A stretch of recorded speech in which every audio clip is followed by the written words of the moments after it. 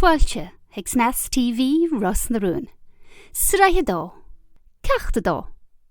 Heileo, ag lótear bhfón. Dóigh, seo snas TV, conas is féidir am carú leat. Ní bhíonn sé éasca a bheith caint ar an ghuachan i dteanga ar bí, go háirithe i dteanga ná bhfuil ar dull agin. Bíonn brú breise ag buint le córáte ar an ghuachan, nuair nach féidir líonann duine eile a eiceal. Is féidir mar sin hen, skillne agus cleasa baga ólam a chuideoidh leat cumarsaid éifeachta a dhéanamh ar an ghuachan. It's not always easy to communicate on the phone, especially in a language that is not our mother tongue. But there are certain phrases and tricks we can learn to help us communicate more effectively in those stressful phone conversations.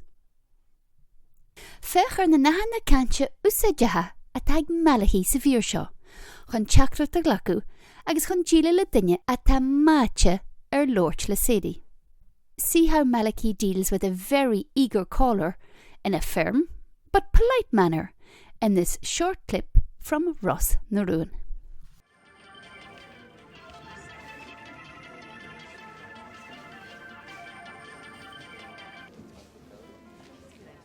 Hello, Holly. Tá séiríonn seo, tá go cinnte. Tá sí fíorghráchan is faoi láthir, agus níor bhaile man áiríre go gurí steachara. Tá faisis harman is nach féte. Dígann tú, tá sí lár córa le duine fíorthábhachtach is síl na nálainn. I má higann tú leit me. Ja, ach brenne, déir mé le gur glotú.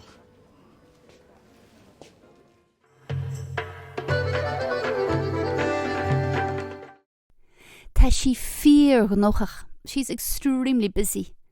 Tá sí gafa. Níor bhaile me na rire go guríosteachaí. I really wouldn't want her to be interrupted. Tá foiite orm na féte. I'm afraid it wouldn't be possible. Ma higann tú leat me, if you know what I mean. Brahni, look, fech, Jerry me leia gur glí tú. I'll tell her you called. An dóigh leat go dóra sé an teachtrach de sédi.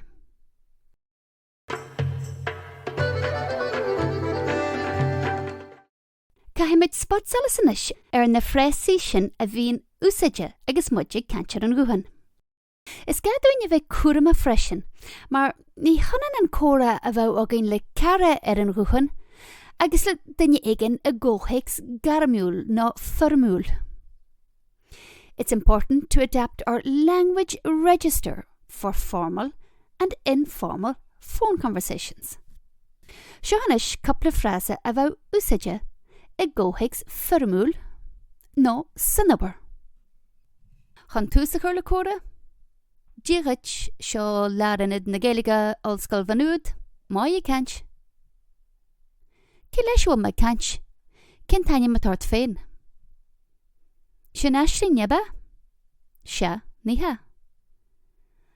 Tá me gláragáis fí snas TV, an tasan duine ceart?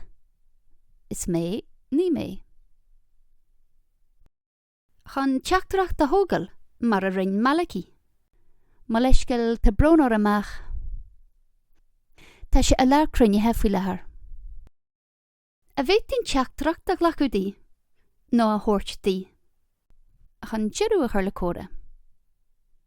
An féidir le mé ní eile dhéanú dit? Gur míle maithígad a scléach. Is mór agam do gléach.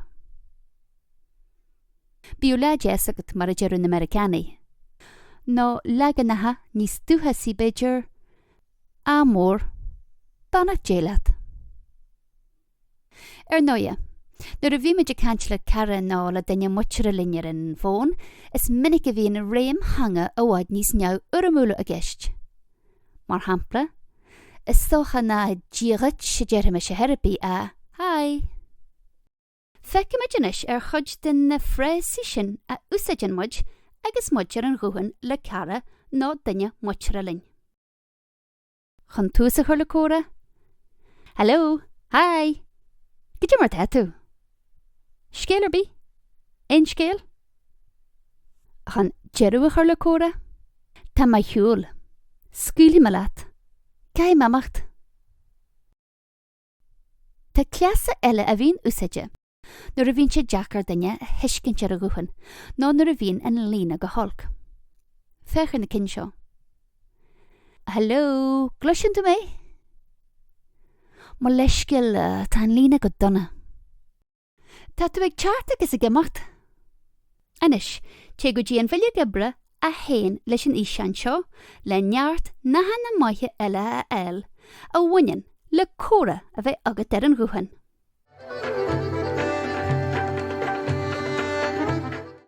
Dúirt mealaí sa bhír gur ó sédí fíor gnócha nó graithe mar a dearm hen. Is focail ionta caitianta é an focail gnócha, ach tá leagannathe éagsúla den ocail sna ceanamtí ar fad. Na dean dearmad gur féidir le dul go dtí teanglann poncaí agus an sin go dtí an rannach fáiríochta le fuamanú focail a amsú. Deanimiid le chéile a na sé. Té go dtí teanglann poncaí, scríomha se an focail bháile a chluisteal. Cliciil ar an rannach fáiríocht, an sin cliciil ar na ceanamtí éagsúla. Gríthe. Grathach. Gnóthach. Ach ní amháin nach ionan an tlí a bhuamnítar an focail sin gnócha ar fad na tíre. A tá go leor focail eile an na néalaigh ar an ocail beirla sin busy. Tar le manis go dtí fochlar poncaí. Té go dtí fochlar poncaí, scríomha se an focail atá a chuirdú agat. Ferc ar na focail ar fad a chilíonn busy. Agus, cos leis an rannach fáiríochta ar teanglann poncaí, is féidir na focail a chluisteal sna ceanamtí ar fad. Grathach. Gnóthach. Gríthe. Anis, mar a bhfuil sibh rá chruaga nó rá bhridiúil, feiceigh ar a bhír ríist le dul siar ar gafrad a dólam tú.